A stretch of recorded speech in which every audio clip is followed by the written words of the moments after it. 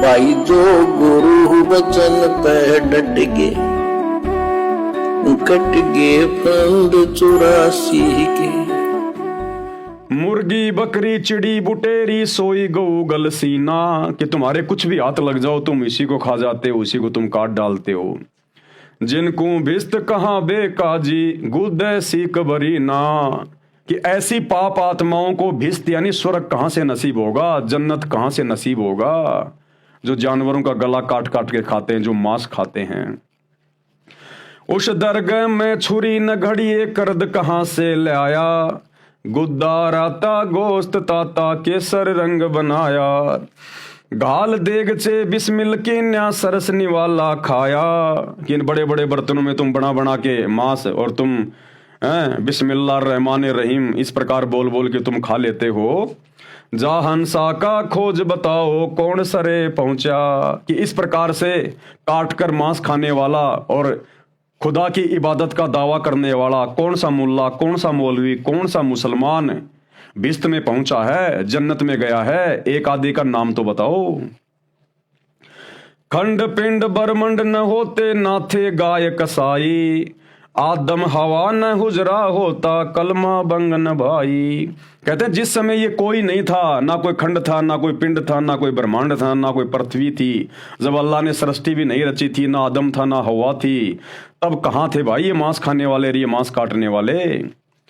जब कादिर नहीं कुदरत सिरजी तब क्या खाना भाई, जब तक उस कादिर अल्लाह ने, अल्लाह कबीर ने कुदरत यानी सृष्टि को भी नहीं बनाया था, तब भाई क्या खाया करते थे। और दास गरीब कहे बेकाजी अल्लाह कबीर चितलाई। आदरणीय गरीब दास जी समझाना चाह रहे हैं कि ए मुल्ला, ए काजी, उस अल्लाह में ध्यान लगा, उस अल्लाह की सच्ची इबादत में ध्यान लगा, ताकि तेरा कल्याण हो, ये पाप कर्म इकट्ठे ना कर। अब गुरुदेव भगवान और भी अच्छे तरीके से आप और हमें इसका सरलार्थ करके समझा रहे हैं। सरलार्थ, हे मेरी जिंदगी यानी हे मेरी आत्मा, मेरी रूह यानी हे मेरी आत्मा, अर्थात हे मानव, परमात्मा का मार्ग यानी सफर बाट कठिन है। आकाश खंड में सतलोक में परमेश्वर का महल है। मुसलमान भाई जिसे सातवां आसमान कहते हैं, वो गगन मंडल में, आकाश में, अरस के कुर्श पर यानी आसमान की अंतिम छोर पर वो सतलोक है, जहां पर वो परमात्मा रहता है, अल्लाह कबीर रहता है।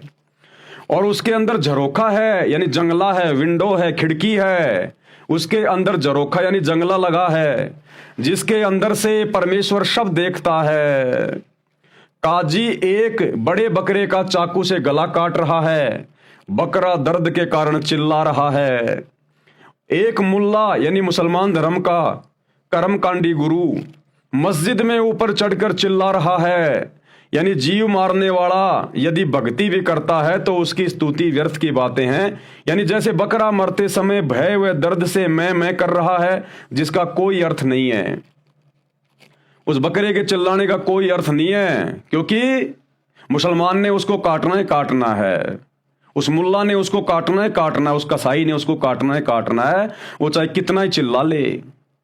इसी प्रकार जो तुम दावा कर रहे हो कि हम सच्चे खुदा की सच्ची इबादत कर रहे हैं, लेकिन तुम्हारे धर्म ग्रंथों के अनुसार और परमेश्वर अल्लाह कबीर के विधान अनुसार आज पूरे विश्व का पूरा मुसलमान समाज इस शैतान की इबादत कर रहा है, डुप्लीकेट अल्लाह की, डुप्लीकेट खुदा की, काल की इबादत कर रहा है।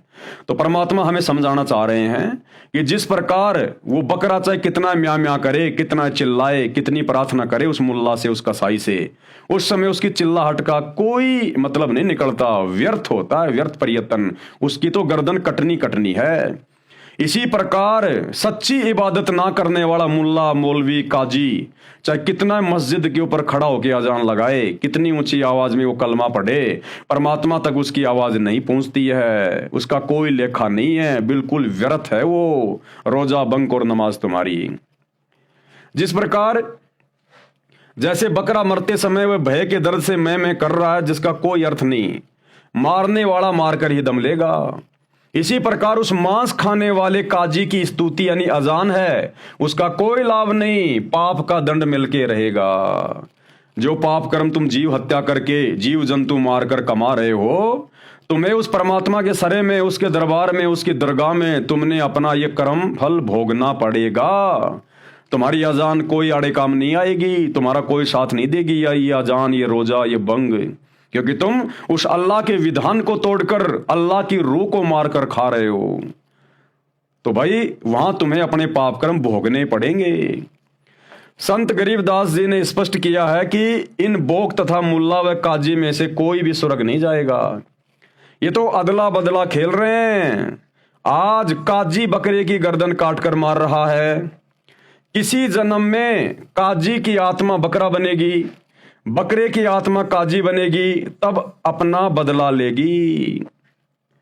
और कहते नबी मोहम्मद जी ने कलमा अल्लाहु अकबर मंत्र का जाप तथा रोजा व्रत किया था, नमाज तथा बंग यानी ऊंची आवाज लगाना जिसे अजान कहते हैं वो की थी, मुर्गी बकरी गाय आदि को नहीं मारा, कोई जीव हिंसा नहीं की थी।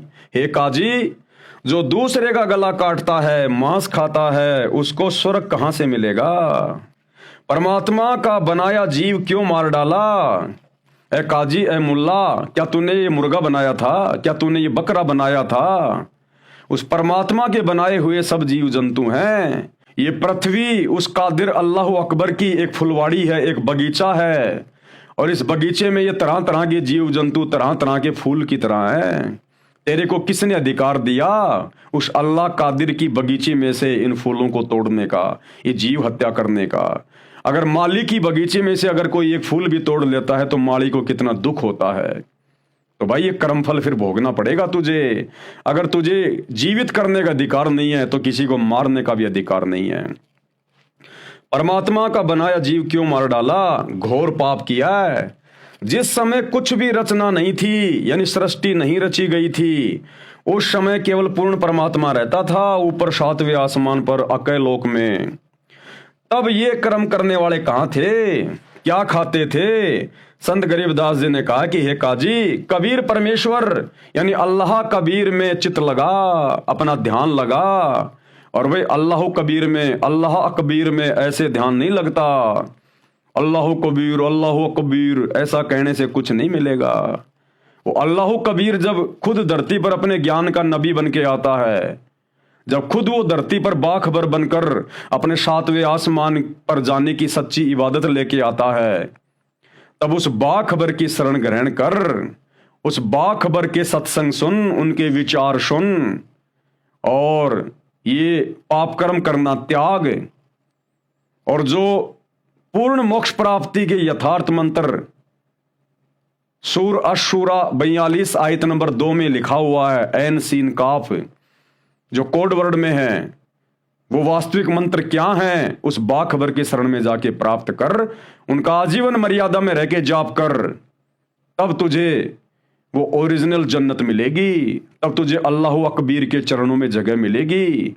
अन्यथा भाई तुम्हारे नबियों को शैतान की इबादत करते करते जन्नत में भी जगह नहीं मिली, वो पितर लोक में पड़े हुए हैं, सारे के सारे पितर लोक में। तो वर्तमान के मुसलमान भाई और बहनों, अगर आप इसी प्रकार से देखा देखी वाली भक्ति करते रहे, ये आधी अधूरी भक्ति, शैतान तक की भक्ति भी नहीं है मुसलमान धर्म की चारों पुस्तकों में। अरे हिंदुओं के चारों वेदों में और गीता में कम से कम एक ओम मंत्र तो लिखा हुआ है, साफ साफ है। ओम मंत्र की साधना करके कम से कम थोड़े बहुत समय के लिए इस ब्रह्म के, शैतान के, काल के महास्वर्ग में तो जा सकते हैं, ब्रह्म लोक में तो जा सकते हैं। मुसलमान धर्म की चारों पुस्तकों में तो वो ओम नाम भी स्पष्ट नहीं लिखा हुआ, ऐन लिख के छोड़ दिया, ऐन। तो मुसलमान धर्म की साधना तो ब्रह्मलोक में जाने तक की भी नहीं है, केवल ब्रह्मा विष्णु महेश के लोक में जो पितर लोक हैं, केवल वही जाया जा सकता है। भाई जो गुरु बचन पे डट गे, कट गे फंद 84 के, कट गे फंद 84 के, कट गे फंद 84 के।